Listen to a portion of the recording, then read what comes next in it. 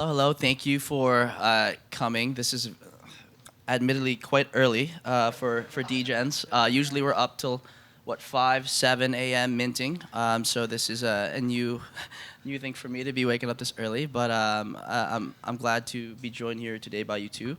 To give a little bit of insight, some context before we begin, Metaverse HQ, we launched our NFTs a year ago, right? So 1,500 NFTs went out the door to create this sort of social experiment of gathering some of the most interested, enthused, down bad NFT investors at that time. Today, it's almost coming into a year, and our floor price is quite indicative of the sort of prolificness that our NFT investors have built, the experience, the partnerships, all of that. There's a massive team, a massive set of resources facing our community. There's also obviously the outbound and all the stuff that we do at marketing. But at the end of the day, we are true Degens. Every single person on staff mints like nothing you've ever seen before. And that's sort of the context that we have here today. And that's why I'm excited to talk with you, because you mentioned you had a Moonbird. I mean, I see you guys have been doing some fun things at the Sandbox. You had Top Signal Steve Aoki perform. I hope that didn't affect floor price in any way, but maybe we could just go down the line and you can share a little bit about what brought you into NFTs, what inspired you to join, and I guess you're still at TikTok, but maybe you can talk about it as a passion. Yeah, thank you. Thanks everyone for having me, GM. GM? Yeah, I'm Julia, currently head of growth at TikTok, but really here is as more of a personal capacity, and because I am really passionate about the community. Sort of how I started with NFT, I would say I've been investing in crypto for a few years now, but really didn't get into NFT until last year. Actually, last NFT NYC in October was my first crypto conference, and coming here, seeing the community, I was like, wow, I don't think I've seen anything like this before. I've been to a lot of tech conferences, marketing conferences, but it was nothing like this. What drew you? What was different about it? Just the community was so passionate, because it's less of like a professional work conference. Most people come here, I would say more than half of people come here, or DJs, right? I would say, yeah, most of them come here just for fun. But then you have the other half that come here representing different companies. So I think, and I remember going to all these different parties, which were less high production compared to the ones this year. But they're also fun, and people are waiting in line. I think the Bored Ape line I heard, I didn't wait, but I know it was 5-6 hours long. That's right, because you minted 20 apes last year, right? I wish. But yeah, so I think that also reminds me of, just my time with TikTok. I joined the company 4 years ago. In the beginning was also a lot of creators, folks just really interested in short form video, music, and trying to grow a new platform, growing their new presence in a new space. So and then at the same time, how I end up there was I have friends who are really deep in the community. So they've been trying to say, Julia, you need to be here.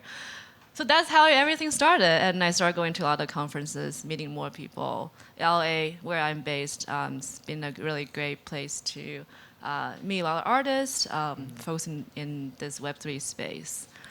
So yeah. I love that you brought up community, because I feel like no one does communities better than TikTok, right? You guys nurture those. So it just sort of makes sense that you're coming in Web3 and that attracted you to it. Yeah, thank you. I caught the point where you said you've been in crypto for a little bit, and then NFTs looked exciting. A lot of us in Metaverse HQ, we were not in crypto before this, right? We got into crypto through NFTs. A lot of people, got through to NFTs through crypto. We were sort of the reverse, the other way around. So we had to learn all these like macro principles in crypto and like how that culture works, which is totally different than how the NFT culture works. Mm-hmm. So yeah, I want to flesh into that more, but maybe you can share some insight here, Arnold. Sure. So yeah, I'm Arnaud, head of global PR at the Sandbox, and I started Well, my first NFTs were CryptoKitties in late 2017, right at the time where, it started. I read an article about how silly it was. I was like, well, this is exactly for me. So I just went ahead and bought a bunch of those, try to they call it sire. It sounds really gross. So I never actually did. I just collected them. I have like, and I was like, Gen 1 is definitely going to be, worth a lot at some point, and it never actually picked up. But it doesn't matter, because what really mattered is I remember going, and like setting up the MetaMask and all that stuff for the first time, and going on whatever platform it was, and automatically it knew the CryptoKitties I had, and I was like, this is actually kind of cool, because like I'd been playing games forever and everything, but just the fact that like just from logging in, like wherever you go online, it knows what you have is pretty awesome. And I was like, there's something to it. And then I got caught up with work and all those things, and then the market crashed, and I actually kept all the stuff. I didn't really like want to. It was like really that value of a token of belonging to something was more important to me than actually the monetary aspect. You're such a romantic. That is. I think I am. Actually. We have a principle in our community. It's profit is profit. So don't be the bag holder. But I mean, that's a great bag to hold, right? The CryptoKitties, like exactly. Whether it's worth anything or not, it was revolutionary. It broke the Ethereum blockchain to a certain degree. And, it took years of innovation until we can get to a spot where NFTs could now thrive. So I think it's really cool. Do you still hold your CryptoKitties? Yeah, because I just the fact that, again, like if I go on OpenSea and it says I bought it that long ago, to me it's kind of cool. It's and you minted them, right? Yeah. So. Wow. Cool. How about CryptoPunks? Did you get in there? No, I wish I had, but no, it was CryptoKitties. And then actually I left them sitting for a while, and then back about a year ago, I looked into NFT gaming because I saw the potential again from seeing that interaction with wallets and everything. And I had a friend who said he was in fintech, so I assumed it was in crypto. So I asked him, and he said, actually, you know what, I know this thing called the Sandbox, and that's how I learned about it. And then I was working for basically with Hearst in Japan, and I was shooting stuff for them in France about Esquire Japan, and it turned out one of them was a series about kind of crypto and gaming and all that. Mm-hmm. And then he put me in touch with Sébastien Borget, so the co-founder of the Sandbox. And then when I met him, that's when everything changed for me. When I was interviewing him, I was like, wow, because that's the first time also I put a face and on the person behind the projects. And that's really, again, maybe that's the romantic part, but like that's really when I was like, okay, it's not just like a bunch of nerds hiding behind overpriced JPEGs. There's actually like people behind it, and this is influencing people's lives and making them better and make them live from their creations. And that's really where I was like, okay, the community is the value, and then yeah, that's how I got into the Sandbox in the end. And when was this? Around what time? That was last November, so it's fairly recent. Oh, so fairly recent. Yeah. Okay, so I was my exposure to Sandbox. Do you hold any land, Julia? Unfortunately, I don't. I do have the other side, but not Oh, Sandbox no. yet. Oh, we're holding the wrong lands. No, okay. I know. Sorry for We'll ever talk about it just after that. this panel. Yeah, exactly. So here's my thing about the Sandbox, right? So for those that know or don't, Sandbox, you guys have, 160,000 lands currently in supply, so currently distributed, and you've distributed that over a course of I want to say a year? Well, we have 166,000 and some change, and we have about 70% that are distributed already. We still have 30%. Got it. That we're gonna. Do you have any metrics on how many of those plots of land are being built on today? Because right now, currently, you can build on these lands, but if I were to build on my land, I can't have my friends Arnold and Julia come and join me and mess around, right? So, I mean, do you guys have metrics on how many of those lands are actually being developed as we speak? I'd say, no, I don't have the exact number. I don't know if anyone here has it, but I know that that's I think, the point of developing we're not developing a game, we're developing an ecosystem with a community and with builders. So we're putting a lot of resources into helping people build their land and also host awesome experiences on their land. And so we're still in alpha stage, and we release alpha seasons with samples and basically showcases and proofs of concept of some of the awesome lands that are being built. And based on that, we get feedback also on features and things like that. How do we improve? And we create this feedback loop with the community to create something great. So to answer your question right now, all I know, to be honest, in terms of numbers, is that we have people from all over the world we're working with like over 55 studios, and not mentioning all the people who are doing this independently, and we're helping them develop experiences throughout the Sandbox metaverse. So I'd say we're in pretty good shape in terms of developing content, and we're gonna keep releasing more and more seasons, and then until we release the actual map. Okay, cool. So my thing is this. So Metaverse HQ, right? We bought 3x3 plot of land, and we were like, okay, this should be good enough. We've got 1,400 people. We want to like build, I don't know, some crazy shit, whatever the case might be. Right now, our developer, our builder told us, he was like, 3x3 might be a bit too much. He said it's a lot of land to develop, and especially if you're building vertically, right? So you're not just building on a flat plane, but if you're building vertically, you can give the gamers a sense of exploration on a 1x1 plot of land. So have you guys thought about sort of the size and the brevity of the individual lands themselves? And how is your team being mindful about how much supply you're creating? Because I feel like 166,000 is a lot. And, you and I hold bags of a collection that is 100K. So I'm just curious what your thoughts are there. I think, when you see the interest in the project, it probably seemed like a lot when we started. Right now, we are getting to really interact with so many more people, and there's so much demand for it that we're actually thinking this might be a little too little eventually, hopefully, because that's, again, like we don't really look at the land as much as we look at the community, and so I think eventually we're working really hard to make sure it's filled up with the best experiences out there. But when it comes to a 3x3, it really depends on what you want to make. You can, if you have that much real estate, you can start flat, and then as more people come up, you can also work with other, create partnerships with other projects and host them on the land. You can even keep some kind of venue for events, regular events, just like an event space. So there's many ways you can populate that. Though I'd point out that if I were to build that today, I would not be able to have that activation for my members tomorrow, right? So when will that be available? Okay, so I don't have the exact date. I can't communicate it. Gotcha. But okay. yeah, that's alpha. We'll say that for the next time. Okay. So the reason I asked that question is because, and for so many reasons that maybe we can go into privately about the other side land, as far as like how I can be incredibly critical, but when you're paying that much money on top of a mint, right, on top of a core base mint of 50 ApeCoin, you're paying 2 Ethereum just for gas on a mint because there's so much demand, or whatever the case might be, is brand new contract, innovative, whatever the case might be, there's at least 100K supply. We know that there will only ever be 100,000 other side lands minted.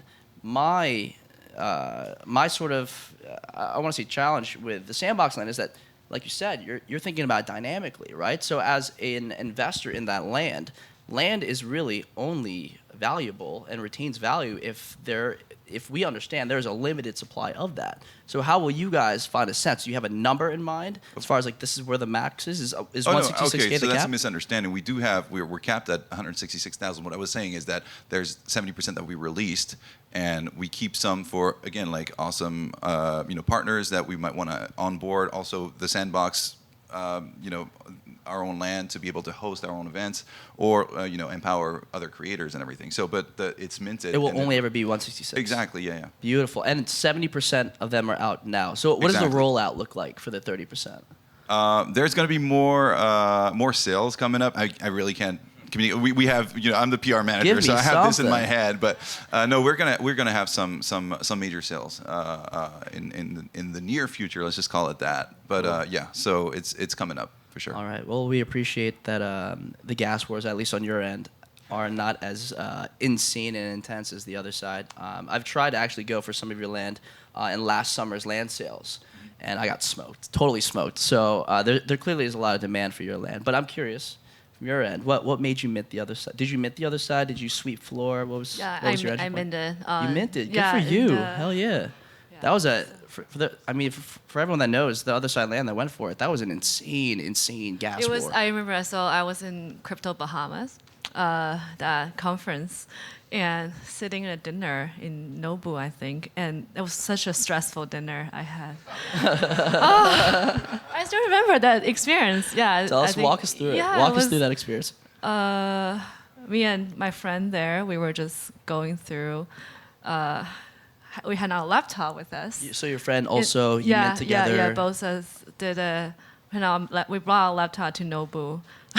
And yeah, quite an experience, really, really stressful. But I would say overall, I mean, it was my first piece of land, I would say. You're a true Degen. I mean, that was one of the most insane gas wars that I've ever been a part of. Yeah, I'm not just going to say how much I pay, but I bought another one afterwards. Did you hit a quota is the real question. No, I wish I did. I'm so sorry. We had a, It's okay. It's okay. I'm still happy, being part of this community. And it's funny because that night me and my friend were also helping a really big celebrity getting one as well. That's some alpha. Yeah. Care to share? I'm not gonna say who the name is, but Okay. that celebrity, we help him buy 2 lands from another person who apparently owns a lot, and love so that. back and forth with him and his manager. Yeah, overall, I think there was a 2.5-hour dinner, but the food just came and then we eat, but most of our time were spent on our phone and laptop. So how did that work? So you're like minting, you're checking gas settings, you're hitting speed up transaction. Meanwhile, Nobu we're just giving looking, you sushi at nigiri. and figuring out really. But yeah, I think overall, definitely one of the most stressful minting I've had so far. But it really shows how much engagement there is, right? I think it's even despite how stressful it was, but I still think it's a successful rollout because the demand was so high. I mean, we've never seen 76. I personally never seen 76,000 pending transactions on the blockchain ever. Yeah. I've never seen that. Yeah. And so that was crazy. And we've also never seen 75,000 NFTs go out the door like that. That was a first come, first serve. That was like OG. It felt like last summer. What about you? Have you been in a gas war? Have you felt the thrill of losing a lot of Ethereum for no reason? No, overall, I've been kind of cautious. Frankly, I'm usually too late for the party for a lot of those things. I've just been focusing on like just a few select projects, and so the Sandbox is definitely one of them. But actually, I never got land also either from the sales because they go really fast now, and I was too late. When that's a shame. You don't get the whitelist on your own land. Yeah, so no, actually, we right? want it to be fair to the community, so we don't whitelist. It's just part of it too. I mean, we have to be fair to that. I mean, it's a decentralized project, and it's very important to have that as well. So. Yeah, I think the whitelist definitely is as someone from outside, right? Not really spending a lot of time here. I think the first thing when I got into NFT community is the whitelisting. I realized how much time you need to spend. Oh, like you're grinding for the whitelist. Oh my goodness, thankfully, I'm in the alpha group with some like Degen friends, and they share a lot of information. But it's still really hard for me when I have a day job, and then at night when I'm looking through my Twitter, it's just so much to read, and in their discussion, the links. And most of the time I don't win anything in the raffle. So, except for the Moonbird. Moonbird, I think I got really lucky. That's a big win. That's a big pre-mint, right? The pre-mint raffle? Pre-mint raffle. Yeah. So maybe we'll just break it down in English for those that might not understand what you just said, because that was a lot of Degen stuff, Oh, right? really? I'm happy that you said that, because I didn't know I'm that. So, like, to put everyone on the same plane, a whitelist is basically early access to a collection. So there might be a release of 10,000 NFTs where X amount of the portions reserved for whitelisted, and then the rest are first come, first serve. Public sale. If you miss it, you miss it. And to get the whitelist, sometimes you have to grind in Discord, which is a hilarious meme at this point. Right. I actually haven't done that, but I know a lot of people did it. It's just so much time you have to spend, right? You have to talk a lot, so then you get It's sort of like fake noticed. too. Yeah. It's really. That's why it's a full-time job, right? Yeah, it really is. Well, that's why people you pay quit their someone in the job. Philippines $300 to do it. True, No, true. I'm not totally kidding, Yeah, actually. that works. And then also you mentioned Alpha Group. You're part of an Alpha community where you share information. Tell me what that's like. Yeah, I know you guys are a big one here. But what is it like? Yeah, so I have a friend who's more NFT influencer. He brought me to this community. So still really thankful for that. And so in this Alpha group, basically, why we call it Alpha group, right? Because it's alpha information. You get the first step on the links, the premium links. You are being notified when new projects are coming out, right? And so it's like a group chat essentially. You can do on Twitter or Discord, anything. And like any given time. At any given time, ping. people and most people, I would say in the group I'm in, about half of people are. No, they don't have other jobs. That's all they do. The other half are just like me, have a corporate job.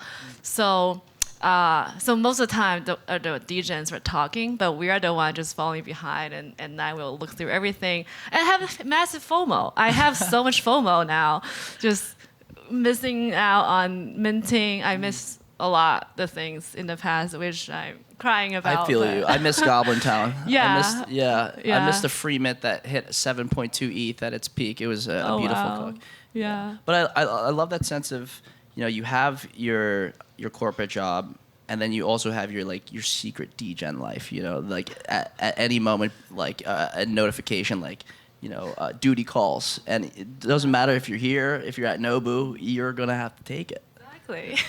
I had that a little bit, and I try to balance that a lot because, when I first started, especially like in 2017 and everything with NFTs, but even before with crypto, it's just like I was like, I got to do this and everything, and I could sometimes I couldn't focus, on my work, and so now this is great about being at the Sandbox is we're always kind of plugged into at least something that has something to do with it, and that's really, really important. I think if I were in a more off-chain kind of company, I'd be still kind of obsessed with what's going on with certain projects.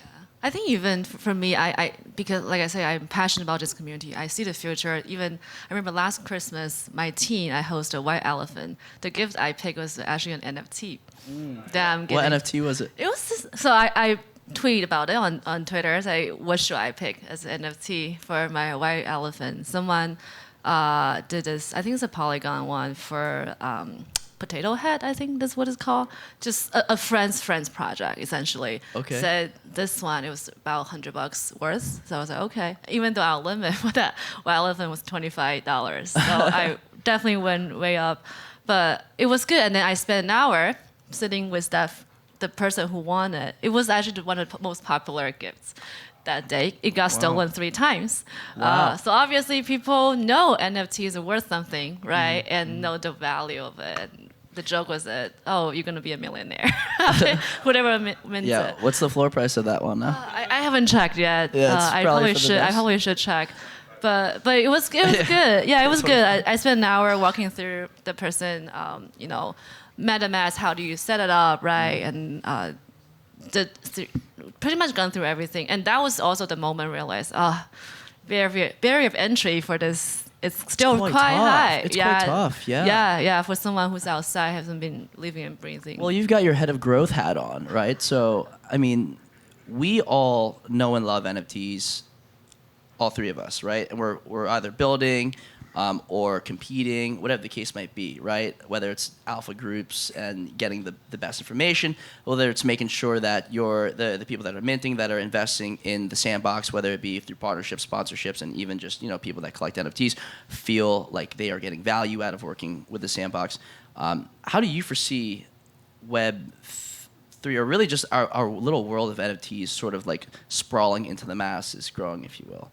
Yeah, I think it will. So why? The reason why I'm really interested in the space is because really truly believe this will change the way how creators and how artists contribute to the community, and how us as whether collectors or just participating in this not just collection but also. Are you minting?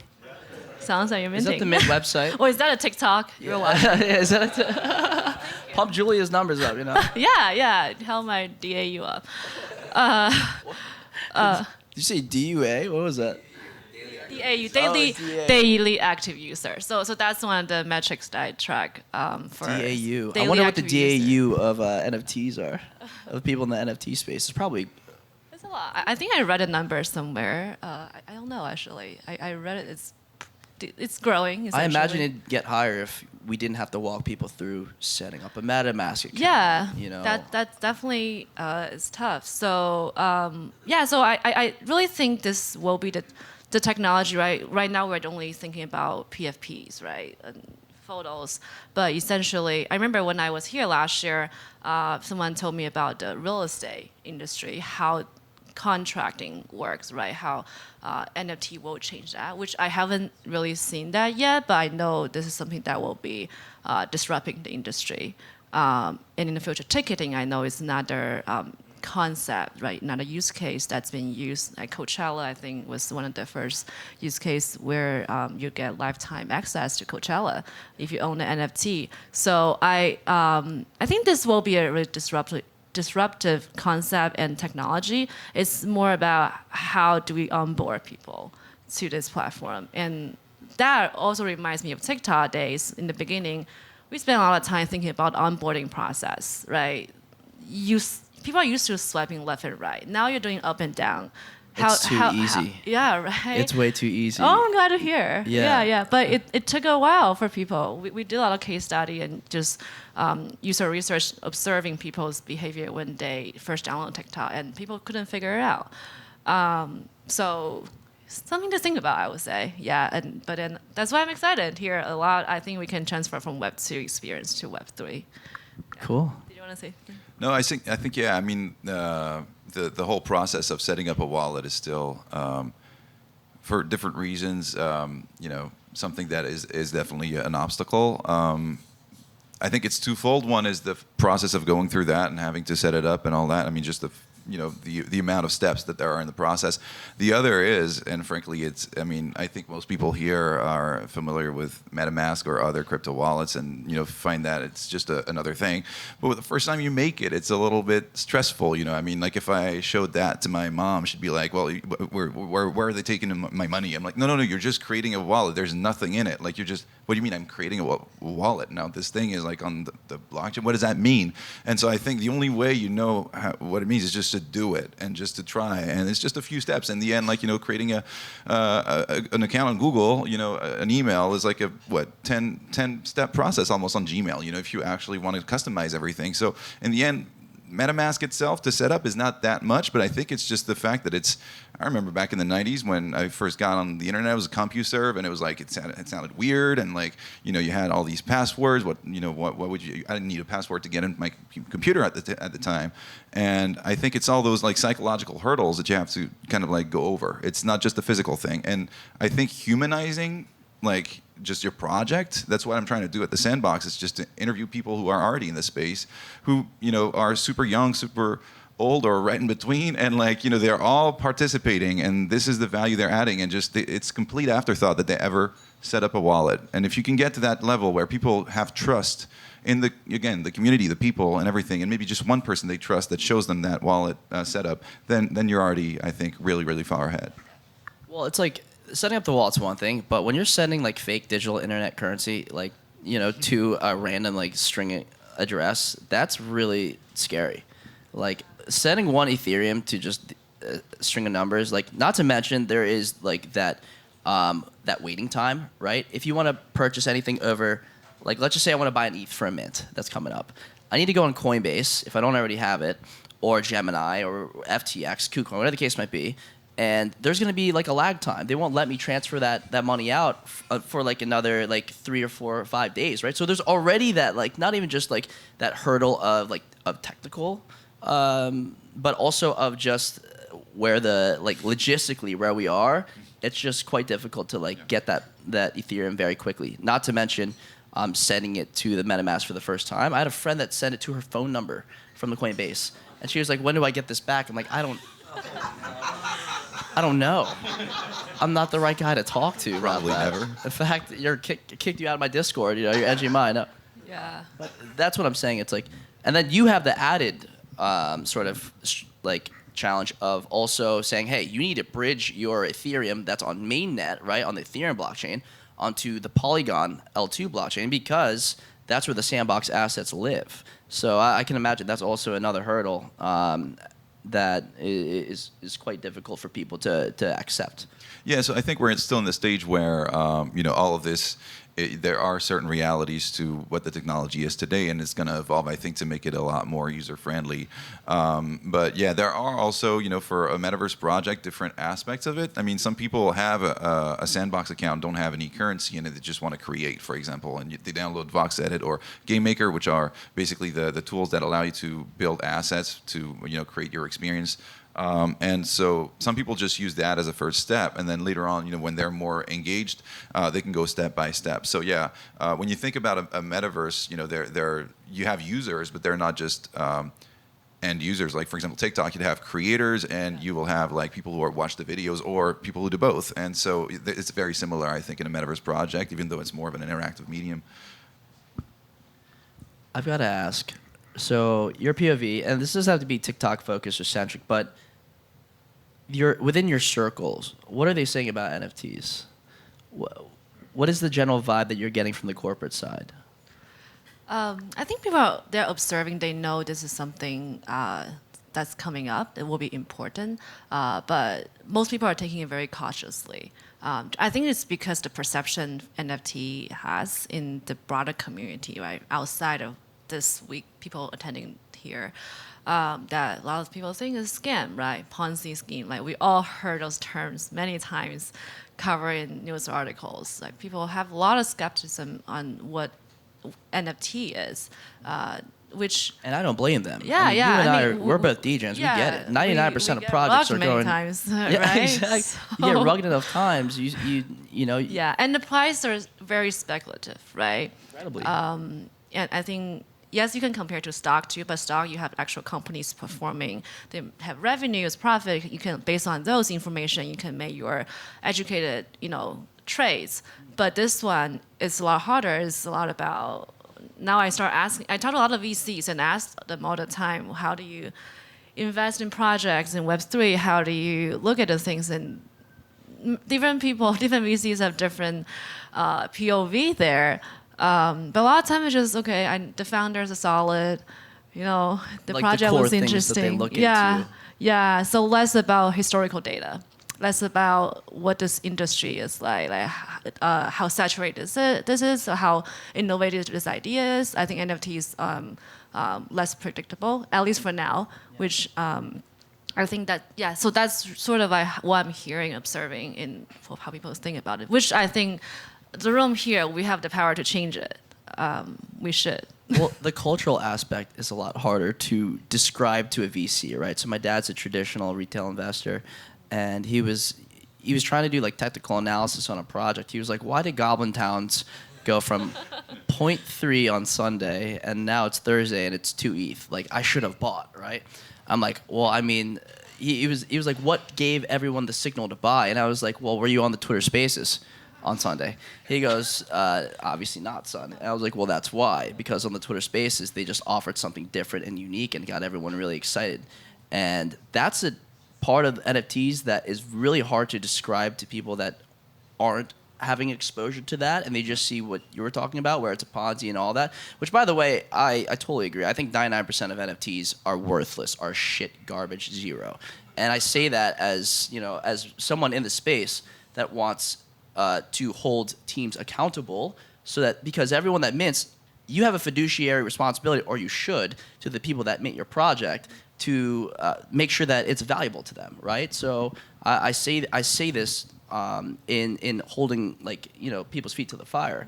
But that being said, it's very hard to describe even like the cultural aspect to this entire NFT scene, which I think, in my opinion, especially from a gaming side, there's a lot of angles to hit it. And I just, like, when someone asks you, what are NFTs, how do you get them to understand it? Well, where do you point them? Well, what's the first direction you point them to?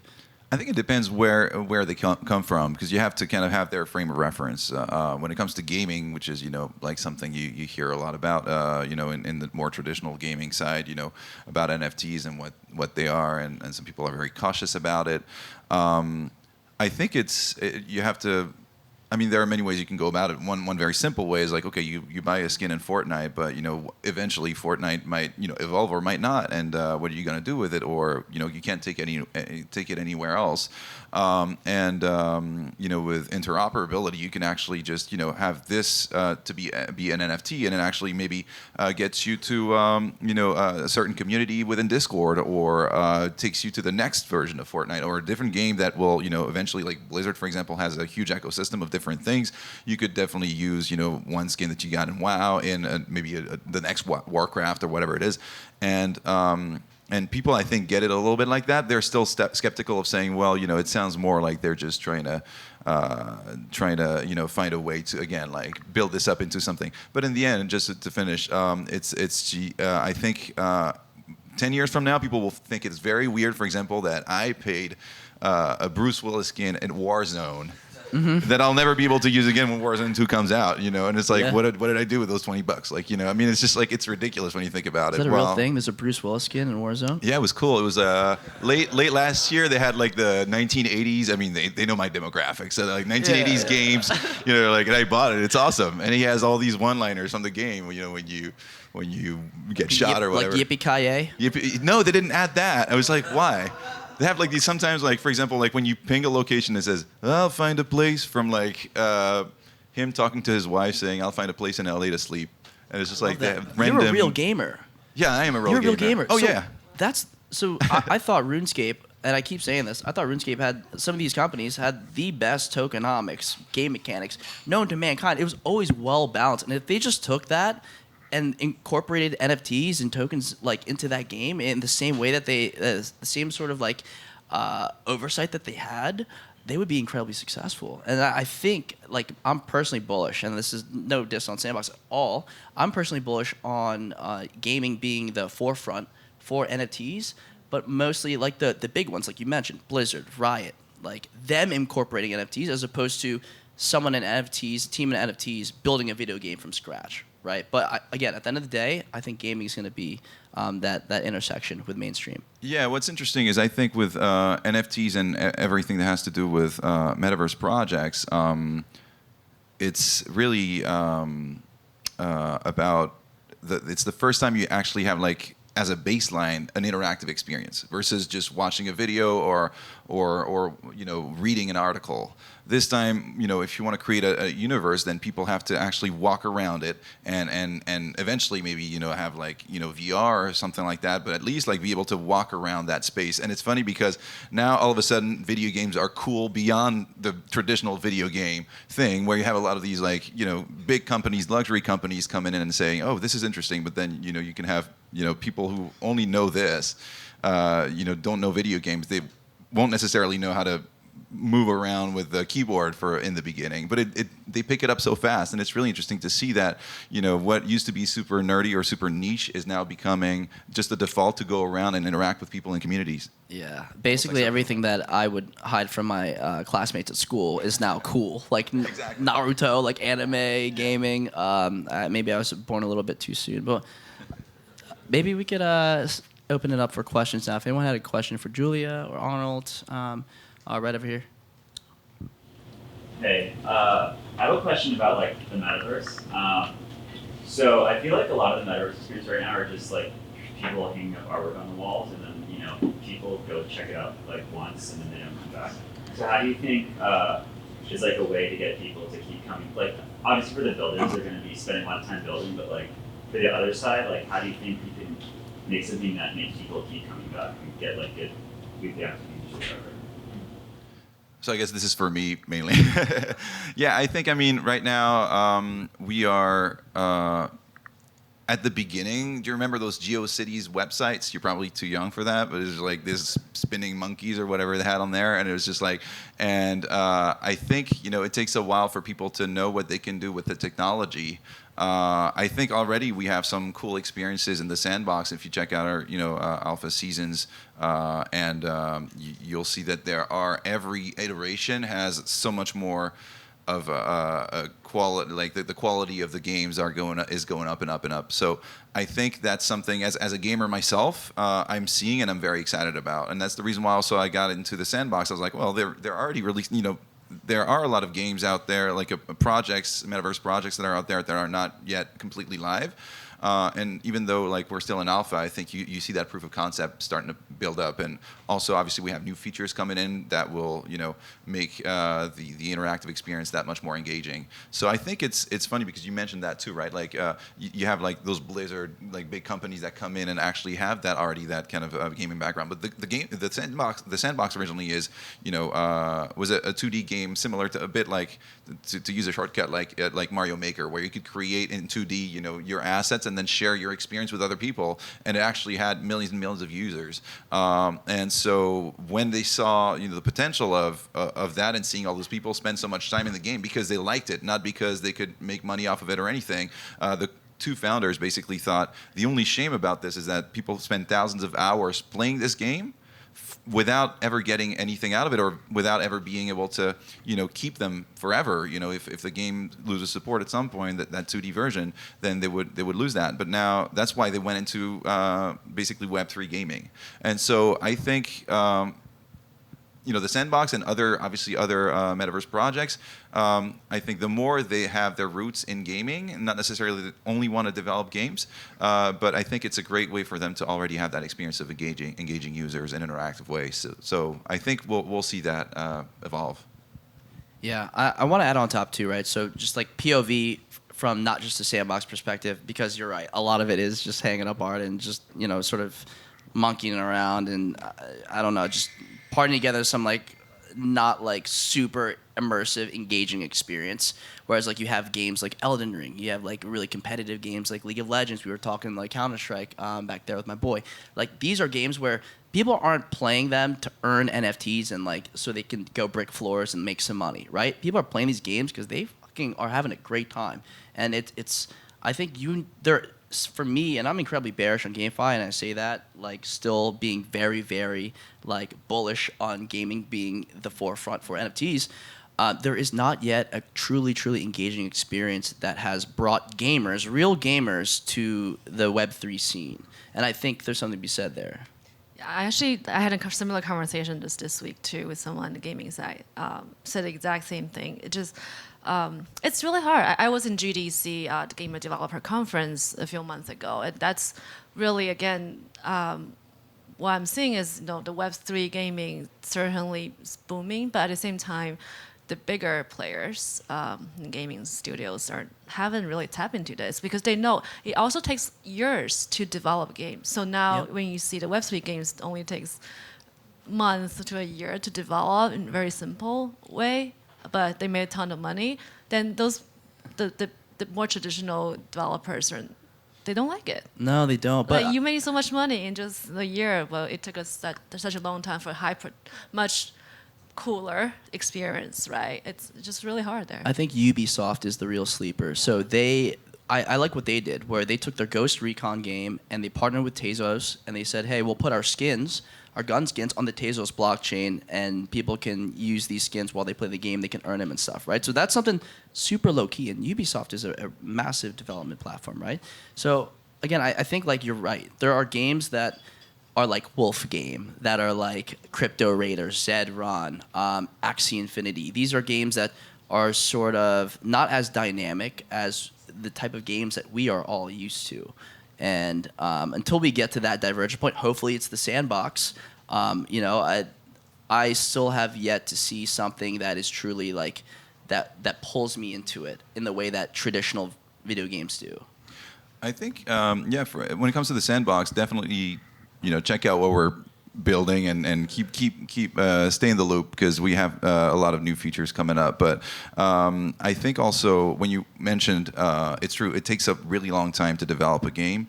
I think, and so creating again, like having this feedback loop can be very challenging because by the time you've developed it, like the technology has evolved and everything, that's where I think we're creating, again, not a game, but an ecosystem where it's very easy to create an experience. So we have, again, like a 3D modeling software, but it's more like a Lego, really virtual Lego. And we have also this game maker, which is a no-code game maker. And very quickly you can create an experience and create prototype very fast. And once everybody has this kind of, the more adoption we get, that's why we're really pushing for people to come and create in our space because then I was surprised. I mean, I've the prototype for gaming, through Unity and everything before, but just like, having your little dude walk around might take, like sometimes a couple of days if you want to customize the animation or the controls and tweak them really well. But like in the Sandbox, it's just so fast. So you could prototype. Sometimes if I want to make a game, I just prototype it first in the game maker in the Sandbox. And I'm like, okay, this could work. And then I go into Unity to, because I want to do something else. But what I'm saying is that this feedback loop is going to get faster and faster. And so people can experiment a lot more. And that's where I think the potential of the Sandbox is also in that matter. All right. Anything to add to that, Julia? Should we have time for one more question? One more. Right over there.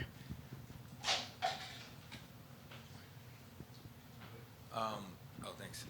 Yeah, great panel. So I'm curious for me, I just went to a couple different NFT events throughout, the city, and it was interesting for me to observe the communities and really see how they interact and like everyone meeting up and the just like the culture. And I feel like that's what really is what is building these, the NFTs and what's behind them. So I'm curious, and there were some that I was disappointed, and then there were some like last night MV3 where I was like, wow, the community is powerful, and I saw the potential. I'm curious for you guys, what have you seen really be the greatest strategy for those that are wanting to build an NFT from scratch, from the ground up?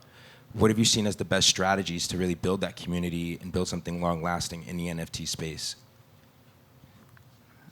Arnold, you want to start here? We'll go down the line. Sure. I mean, first, obviously, there's all the typical tools of Discord and all that, and just making sure we answer all those. A lot of questions that come up with people who are just getting started in this space. So that's one thing.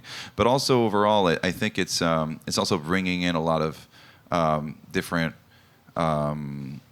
So that's one thing. The second thing I would say is also we have a lot of recognizable IPs already in the Sandbox, and so people from that from those worlds seem to relate to the people we onboard, and for example, like Snoop Dogg is a great example of the Snoop Dogg community being also active with us.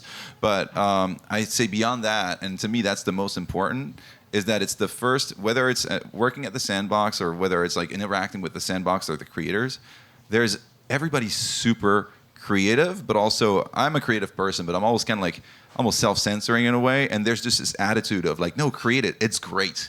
And I produce, also within my PR, I'll give you an example, within my PR job, I produce content sometimes, and I have a video also making background, and the Sandbox is really the only place where people are so positive. But this is great. Let's put it out. And it's like, well, maybe I could tweak. No, but this is already awesome. Let's just put it out and go to the next one. And it's very iterative. And I think that's also what's encouraging. So long story short, I think the third really important thing is to foster creativity, because the metaverse is not something you create, by yourself. You're empowering people to create, and you have to give them confidence. Actually, there's a lot of roadblocks to creativity, and just the fact to have a community that encourages that is really you're really thankful for that, and I think you want to engage more in it. Really great points, and I want to emphasize on the relatable aspect. I think that's what a lot of stronger communities was formed. Azuki, I think, was one example where I hear many people mention how the art is so relatable and reminds them of their childhood when they, like anime, right? So, and that's the whole point of building community, right? You find people whether similar to you, or have similar passion, right, or similar. Remind their similar experience. I think those are the best way to keep the community stronger. Otherwise, a lot of projects end up being just, it's something that we think the price will pump, but there's nothing relatable behind it. Yeah. So that's really difficult. I I gotta agree with you there. I think Azuki, like I'm pretty notorious on like not holding blue chips. I pretty much say take profit. I sold a Bored Ape at 1.6 ETH. So what do I know? Azuki True was Degen, right? yeah. Azuki was the first. It was the first collection that spoke to me. That actually was like, okay, I can relate to that. But that being said, I think there are a lot of, and I love your question, right? So I think it depends on what you're looking to put out. Is it a 10K PFP collection? Is it a massive like game platform ecosystem like the Sandbox? Where that could be considered like a metaverse. It really depends. I think from like a 10K collection point of view, these have like quicker go-to-markets, right? So you might start like the Twitter, the Discord on the beginning of the month, and might be looking to launch maybe mid of next month. Like if you can time it right and you can do the right things, you can have the right resources deployed, the perfect artists, the right collaborations, partnerships, with communities like mine or maybe like yours, you can make it happen. You can mint out. I think again, you have a fiduciary responsibility to the people that mint your project, and that is where I would suggest that you just take time to simply be in the space, understand the context, understand the cultural. Like where you fit culturally as well with the product you're providing and how other projects are providing value to their holders, right? So luckily, we're a year out. We have a lot of context as to all these 10K collections that have dropped, that have rugged, that have like been incredibly valuable, that have been able to retain floor price. And so you can make sort of educated decisions on what your roadmap might look like, how you might want to roll it out. Whereas last year, bro, everything that was dropping, you don't know what the fuck you're doing. You don't know what you're minting. You hit mint and you don't know what's going to happen. You might get smoked. Most likely you do get smoked. But now we have context. So I would say with context, understand it. And as far as like putting out a 10K collection as well, with context, you're able to understand meta. So in my honest opinion, Azuki started the anime meta. It really kicked it off because there was another anime project in the summer. Did you mint Killer Girlfriend, Killer GF? Oh, I know that. I did not mint, but I know, yeah, okay, that's another one. So the same development studio of Killer GF, they had released an anime project back in like September. And it was, I'm blanking on the name, but they were very, like, it was quite busty, let's put it that way, right? A little bit unflattering. It didn't do so well. Right. So, but anime meta just wasn't there. Azuki caught the market at a perfect time where the meta, the current like sort of like what's hot, what's trending, it was anime. And then obviously before that, it was women-led projects. And before women-led projects, it was anything that had the word game in it. Wolf game,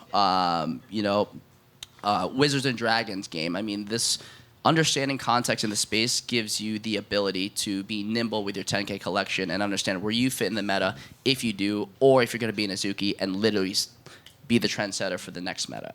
Yeah, I guess my last point, which also a question for the audience here is, you mentioned 10K a lot. I think exclusivity, how important that is, or is it important at all in the Web3 community? That's something that I've been thinking a lot. Really working at TikTok, right, and helping grow this community, it's really less about exclusivity. It's about how we scale, how do we expand the community.